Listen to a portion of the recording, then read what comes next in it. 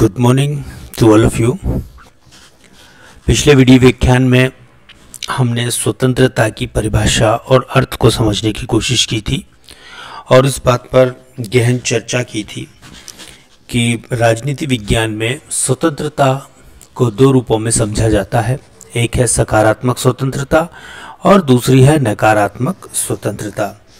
जहां नकारात्मक स्वतंत्रता न्यूनतम प्रतिबंधों की बात करती है, वही सकारात्मक स्वतंत्रता व्यक्तित्व के विकास के लिए अनिवार्य परिस्थितियों को प्रदान करने की बात करती है। तो पिछले वीडियो व्याख्यान में हमने स्वतंत्रता की परिभाषा और अर्थ को जानने की कोशिश की थी।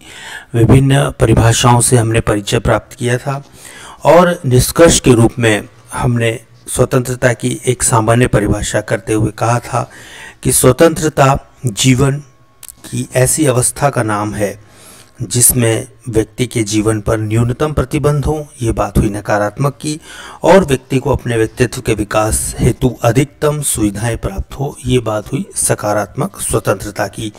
तो हमने पिछले वीडियो व्याख्यान में कहा था कि सबसे पहले हम स्वतंत्रता के नकारात्मक दृष्टिकोण यानी कि नकारात्मक पक्ष को जानने और समझने की कोशिश करेंगे, और जिसके प्रतिनिधित्व प्रवक्ता के रूप में जे.एस. मिल हमारे सामने आते हैं और स्वतंत्रता के सकारात्मक दृष्टिकोण के प्रवक्ता के रूप में टी.एच. ग्रीन हमारे सामने आते हैं। तो आज हम इस वीडियो व्याख्यान के माध्यम से स्वतंत्रता के नकारात्मक दृष्टिकोण के ऊपर चर्चा करेंगे, बात करेंगे और जानने समझने की कोशिश करेंगे उसको विस्तार से। और उस संदर्भ में हम दो विद्वानों जे.एस. मिल और लॉस्की के विचारों का परिचय भी प्राप्त करेंगे।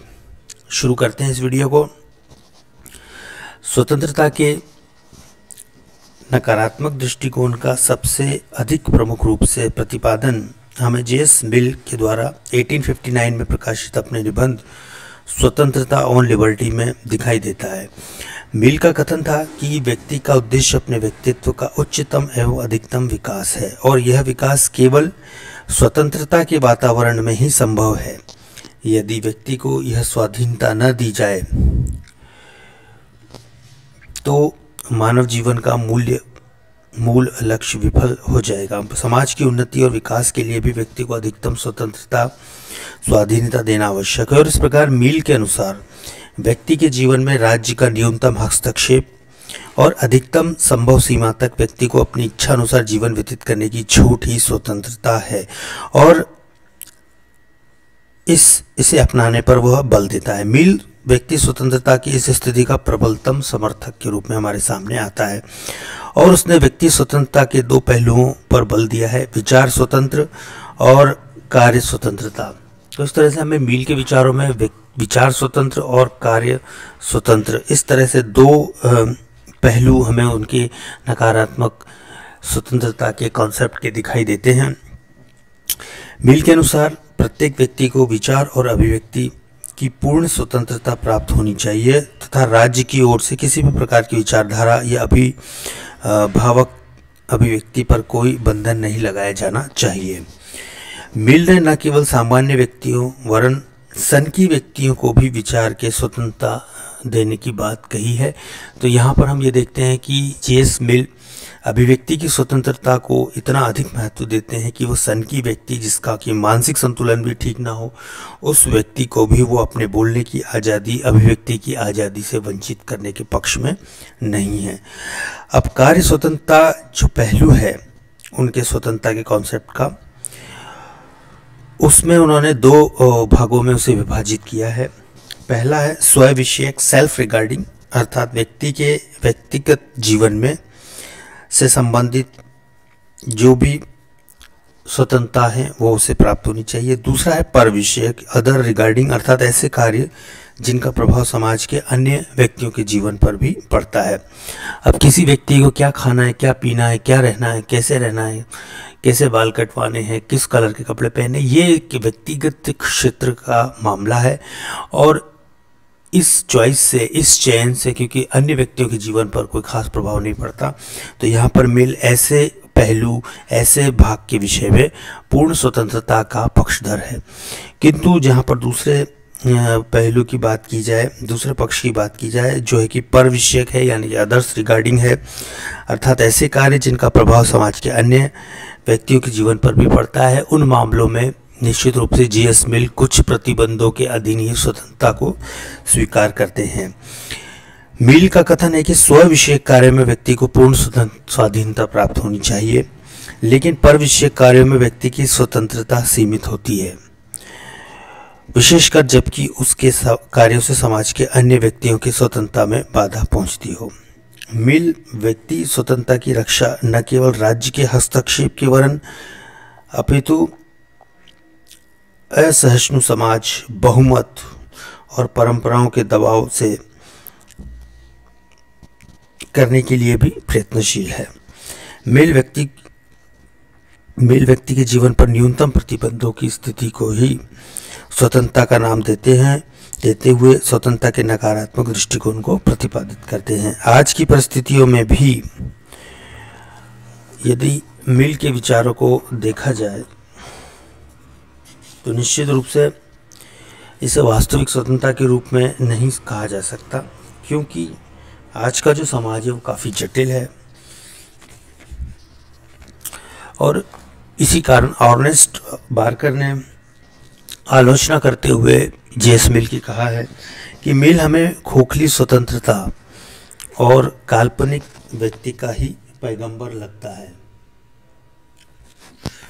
व्यक्ति के अधिकारों के संबंध में उसके पास कोई स्पष्ट दर्शन नहीं था, जिसके आधार पर स्वतंत्रता की धारणा की कोई सार्थक रूप प्राप्त हो पाता।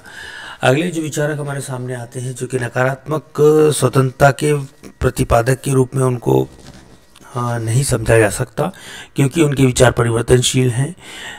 जहां आरंभ में लास्की नकारात्मक स्वतंत्रता के प्रबल समर्थक और पक्षधर के रूप में हमारे सामने आते हैं, वहीं अपने जीवन के उत्तरार्ध में वो हमारे सामने एक सकारात्मक स्वतंत्रता के प्रवक्ता के रूप में सामने आते हैं। तो कुल मिलाकर ये कहा जा सकता है कि लास्की नकारात्मक और सकारात्मक स्वतंत्रता के दोनों के ही समर्थन में हमें दिखाई देते हैं। दोनों के विचारों का प्रकाशन हमें उनके विचारों में देखने को मिलता है। आइए देखते हैं हेराल्ड लास्की के स्वतंत्रता विषय क्या विचार थे। लास्की ने अपनी विभिन्न रचनाओं में स्वतंत्रता के संबंध में अलग अलग विचार व्यक्त किए हैं। अपनी आरंभिक रचनाओं यथा अथॉरिटी इन मॉडर्न स्टेट, जो कि 1918 में आई थी, में वह नकारात्मक स्वतंत्रता के रूप में हमें दिखाई देता है। लेकिन उत्तरकाल की रचनाओं की अगर हम बात करें कि अ ग्रामर ऑफ पॉलिटिक्स 1929 और liberty in the modern state 1930 में उसने ऐसे विचार व्यक्त किए हैं जो उसे सकारात्मक स्वतंत्रता का प्रबल समर्थक बना देते हैं।